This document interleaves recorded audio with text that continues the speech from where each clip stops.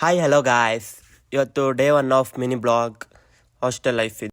ನಾವು ಬೆಳಗ್ಗೆ ಬೇಗ ಎದ್ದು ತಿಂಡಿ ತಿಂತಿದ್ರೆ ನನ್ನ ಫ್ರೆಂಡ್ ಇನ್ನೂ ಮಲ್ಕೊಂಡೇ ಇತ್ತು. ಅವನು ತಲೆ ಎಲ್ಲ ಬಾಚಿಕೊಂಡು ನಾವು ಕಾಲೇಜಿಗೆ ಹೊರಟ್ವಿ ಹಾಸ್ಟೆಲಿಂದ.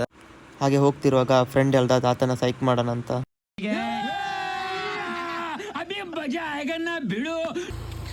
ಆಯ್ತಾತ ಬೈತಾತ ದೇವ್ರು ನಿಂಗೆ ಒಳ್ಳೇದು ಮಾಡ್ತದ,